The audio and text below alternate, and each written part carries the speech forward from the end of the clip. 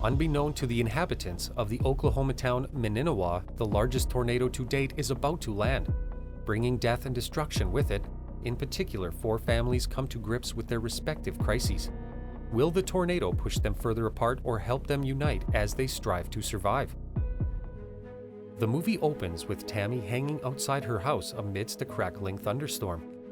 She's fascinated by the beauty of blue-white streaks flashing across the sky, when suddenly one bolt hit her barn, catching it on fire. She screams for his son Luke and his husband Ricky. The camera pans to Ricky hurrying to Luke's room to wake him up, but he's not there, and he's forced to put out the fire by himself and Tammy. Next, a young teenage girl in another town is distressed. She's texting her boyfriend asking him, "How do you know this is right?" She wakes up the next day nervously eating breakfast when her mom asks her why she looks distraught. She mumbles an excuse, saying she's meeting someone that day. It turns out she's going to a pregnancy checkup clinic. There, she meets the conservative Tammy, who happens to be the clinician.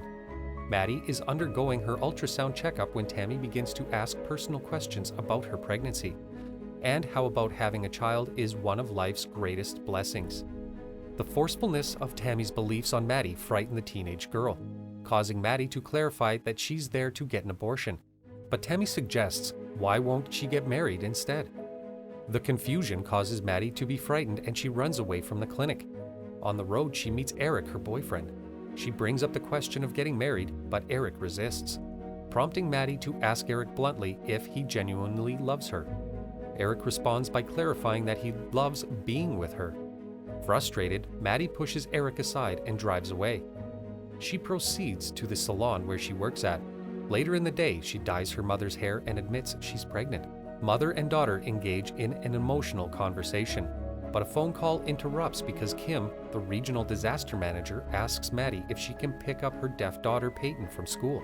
So, Kim asks Maddie to go pick up her daughter because she can't do it herself due to her responsibilities as a regional disaster manager. But what she didn't do was warn Maddie of the actual seriousness of this upcoming storm. Do you think that she falls short in keeping her daughter safe? Moving over to another house, the scene opens with an older couple in their room. The Latina woman named Anna shakes her partner awake. His name is Carlos. They get into a minor debate because Anna is determined to buy a small house, despite not seeking Carlos's opinion first. Carlos asks how she can afford it. Simple, she says, by working overtime on weekdays and extending work on weekends. She hands Carlos a CD containing English lessons because he doesn't know how to speak English, and she bids him goodbye as he heads off to work. And why is this scenario problematic? Well, first, it's problematic because Carlos is an illegal immigrant, and he is about to go work at a place where he can't understand anything being said by his boss or the other employees. Anna works at a motel where the manager treats her coldly. In the same motel, there's a gay couple caught in an argument. One of them, Daniel, rushes out the door in frustration, hitting Anna, who happens to pass by. She recognizes him, asking why he's sleeping at the motel. But Daniel ignores her and hurries off, not knowing he accidentally knocked off the "Don't Disturb" sign from the doorknob, causing Anna to enter the room later during that day. As she sees Luke, Tammy's son, half naked on the bed, Anna rushes out as Luke yells at her to get out. Here, we can surmise that Luke is frustrated because Daniel is pressuring him to come out of the closet, but he's afraid of admitting his preference to his very conservative parents. As noon approaches, Anna sneaks out with the hotel manager's van to get to the salon where the agent is waiting for her. Inside, she meets Maddie, who works there as a hairdresser. She signs the papers and rushes to the bank to get the necessary payment.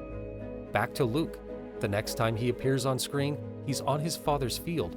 Rick scolds him for letting a man who doesn't even know how to speak English work there, and so Luke meets Carlos. Who would have expected that they would meet each other here?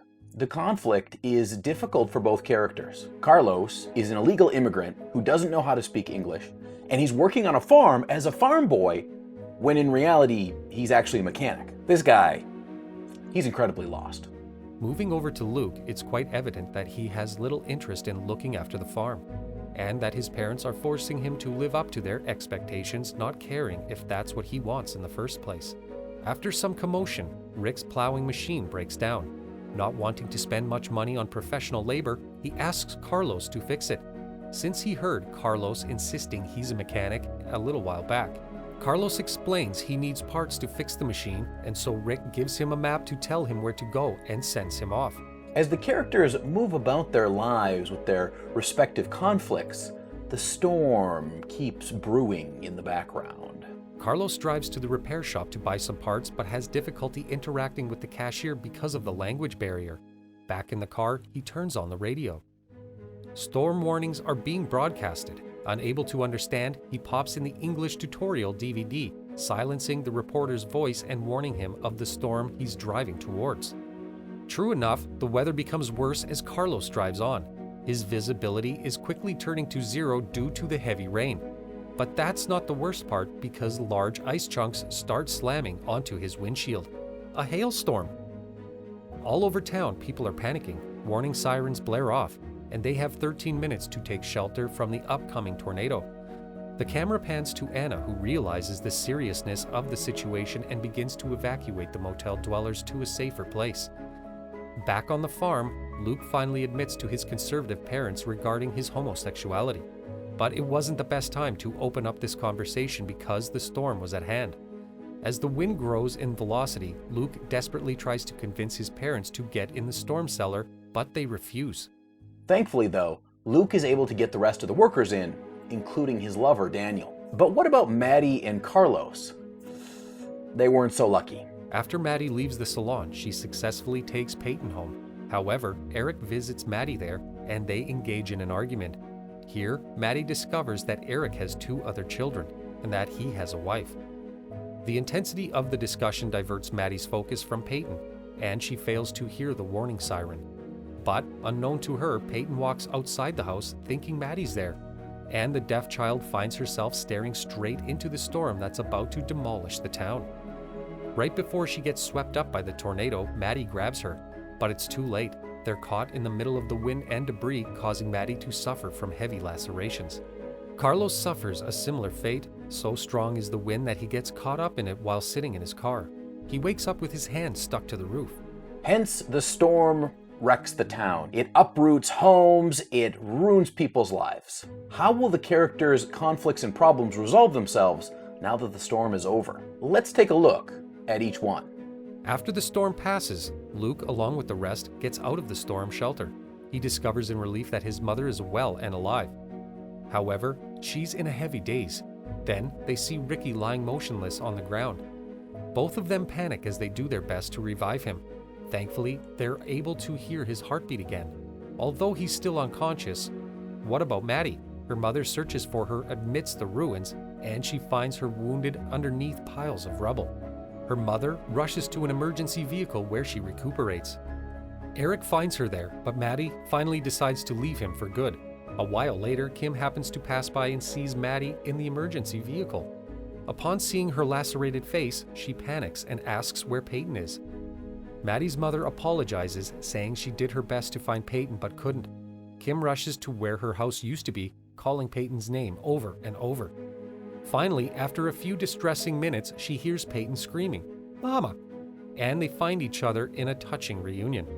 Meanwhile, Anna finds Carlos amongst the sea of faces. She's horrified seeing the skin peeled off from Carlos's hand. As the medical staff hands her a form to fill up on behalf of Carlos, Anna hesitates. No longer able to keep a secret of Carlos's status as an illegal immigrant.